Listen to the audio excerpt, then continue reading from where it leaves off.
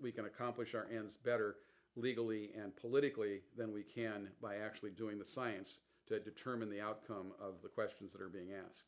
And in my mind, that demonstrated that he was an individual not interested in facts, not interested in the truth, not interested in finding out what the fundamental realities are, but much, much more interested in setting a goal and then by will and force pulling all the resources that he could possibly pull together to achieve that goal, i.e. get NutraSweet on the market and sold.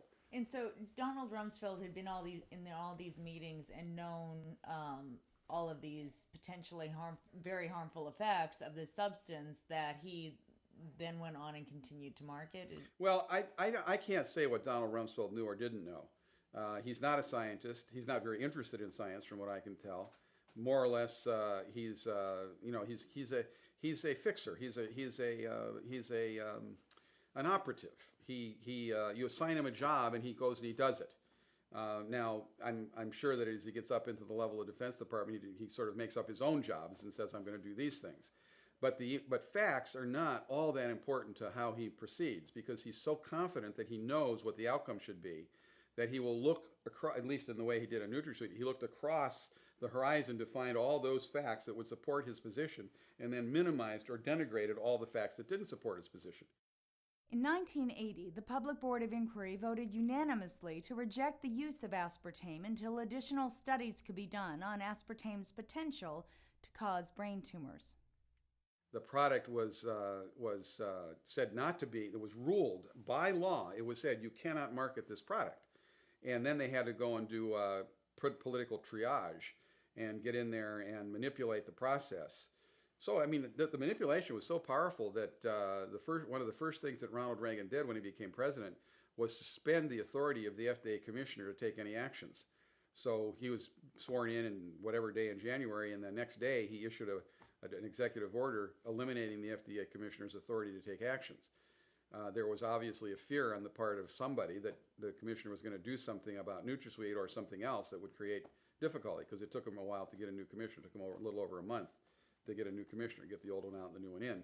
And in that month, the old commissioner was prevented from taking any actions by an executive order. And that takes a high level of political clout to do that. But that's political triage on a situation that had gone sour because Rumsfeld had made the decision to just power his way through and ignore getting the facts. In 1981, the day after Ronald Reagan took office as U.S. President, G.D. Searle reapplied for the approval of aspartame. Several new studies were submitted along with their application. 3 of the 5 FDA scientists responsible for reviewing brain tumor issues advised against the approval of aspartame. Under the watch of the new FDA Commissioner, Arthur Hull Hayes, the panel lawyer assigned a new panel member to eventually achieve a 3-3 split over aspartame. On July 18, 1981, Arthur Hull Hayes overruled the Public Board of Inquiry to approve aspartame for use in dry foods. Furthermore, the FDA impaneled its own panel to review the Public Board of Inquiry. 3 of those people were assigned, review the cancer part of the Public Board of Inquiry, the part that said you can't market it. Those 3 scientists, every single one of them said, we agree with the Public Board of Inquiry. These are 3 FDA senior scientists. We agree with the Public Board of Inquiry. They met with the commissioner the night before he announced that he was going to approve NutraSweet and begged him not to approve NutraSweet. Animals that just ordinarily do not get brain tumors. And this should have been enough to have invoked the so-called Delaney Amendment to the 1958 Food and Drug Act, which says that if something causes tumors or cancer in experimental animals, you should not approve it for human use. In 1983, the FDA approved the use of aspartame in carbonated beverages. Under charges of improprieties, Arthur Hull Hayes left the FDA and was hired as a consultant for $1,000 a day by G.D. Searle's public relations firm.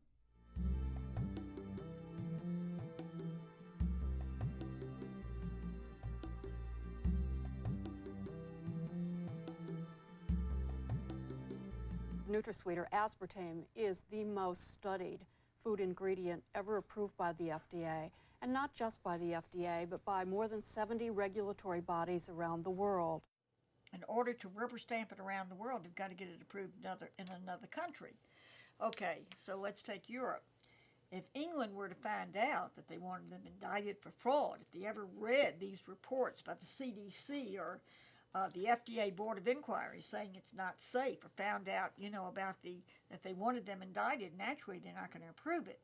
So what they did was, Searle, the manufacturer, made a business deal with the Professor Paul Turner, who was in the regulatory agency in England, and he approved it without anybody knowing it. Parliament had a big blowout about it, and the story was in The Guardian. I have a copy of it. But they did not rescind the order. There were no studies done in the UK, and it was rubber stamped. Then, around the world, they could say, well, it was approved in the United States, it was approved in Europe, and then it was approved, in other places. They tried to get it approved in Canada, and they couldn't do it. But once they got it approved in Europe, they began to rubber stamp it around the world. The American Dietetic Association, the American Diabetes Association, the American Medical Association, goes all the way down the line. And if you were to see and read their journals and publications and see who the sponsors were and the people who were paying a great deal for advertising therein, it would make a little bit more sense. But the Center for Disease Control did an investigation and said it was safe. No, the Center for Disease never said it was safe either. What they did, here is the Center for Disease Control investigation. And it's a 146-page document. What it goes into, what was happening to the people, goes into cardiac arrest, it goes into seizures, it goes into liver problems, it goes into mood alteration, and it goes into death. And it ends up by saying that more neurological studies need to be done. Now here's what happened. If you go to the Center for Disease Control website, you will see a summary, not this 146-page investigation, but a summary that contradicts this report, saying that it was just mild findings. And I told Dr. Satcher before he left the CDC and became Surgeon General, I said, if you don't take that phony summary off, I will put the whole 146-page investigation on web and let the world see what the Center for Disease Control did. And we do have it on www.dorway.com, like doorway with one O. You can read this entire investigation, and this is the original document. Betty Martini and her organization, Mission Possible, have served as a lighthouse for people who suspect their toxin to be aspartame and wish to learn more. For over 10 years, she has worked tirelessly to inform people of this issue, often challenged by the pharmaceutical and food industries. Mission Possible is the central hub for prevailing knowledge of aspartame. Betty Martini and Mission Possible contribute to Doorway.com, a website that is likely the most frequently cited internet source on this issue. A substantial find in my investigation was Betty Martini. Her work is an act of charity, and her sources are credible. And of course, as the case histories came in on the internet, and they were just coming in so fast that one day I got 12,000 case histories of people suffering from aspartame and crashed my computer. So 4 support groups have been set up on the internet to take care of these people, because finally they wondered. They'd been going from doctor to doctor. They read that, and they realized why they had MS. They realized about lupus. They realized about diabetes.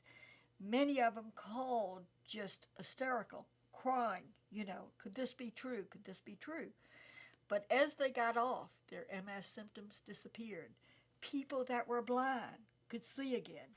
Now the current philosophy within the Food and Drug Administration is, let's go ahead and we'll approve this food additive or whatever is in here, and we'll let the people prove that it's dangerous. They were calling the FDA, they were calling the hospitals, the doctors, they were calling the CDC. I got one email from the CDC, And they said, you know, people are calling over here. They're hysterical about this. I said, well, whose fault is it? You did the most damning investigation ever done.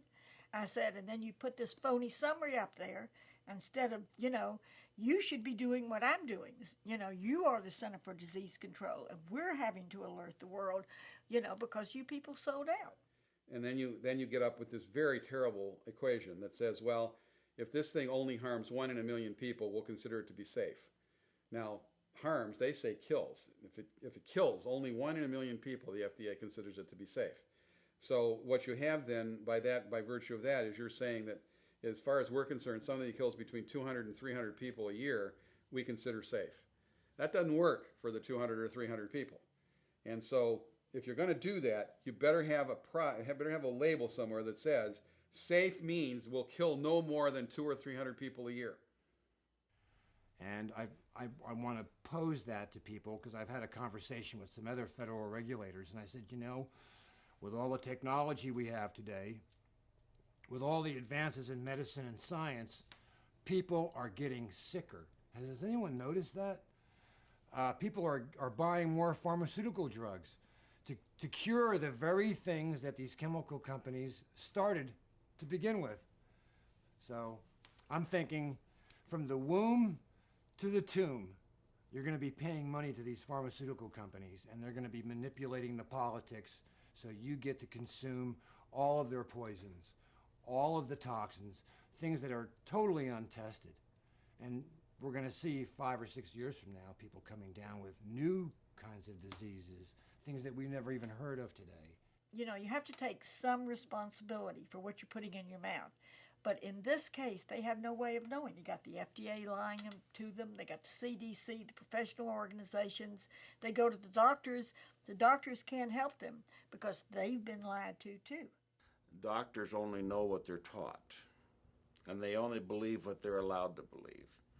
So I think it was the year 1917, but I could be wrong. Somewhere in that era, they developed the electrocardiogram. The year before, indigestion was the #1 cause of death in the United States. The year after electrocardiogram was invented, myocardial infarction was the #1 cause of death in the United States. So a lot of doctors are still back on the NutraSweet issue. They're still way back in the era before anybody allowed them to know anything wrong with it. So many of these things are prolonged effects, and of course if a physician sees it and they see a child with a seizure, they're not going to connect it to the MSG or aspartame because they don't know about this research. They're not familiar with it. They'll just tell the mother, well, I don't see how that could be related, you know, something you drank when you were pregnant. So fast forward, you know, from 5.5 years of no aspartame, very little MSG, being very careful of what I eat when I go into restaurants, totally realizing that I can't have these kinds of things. I checked into the hospital on March the 23rd to have a full knee replacement of my left knee. Had a great surgeon, very confident in him. Was a little nervous. You know, I'd be lying if I said I wasn't. Hospitals and doctors have processes in place to try and protect us.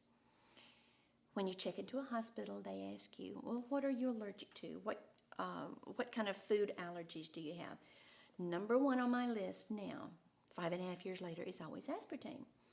By now, most doctors do know what aspartame is. I don't have to explain it to them. There was a time when I would have to explain the artificial sweetener NutraSweet equal that's in Diet Cokes, Diet Pepsi, Diet Crystal Light Lemonade.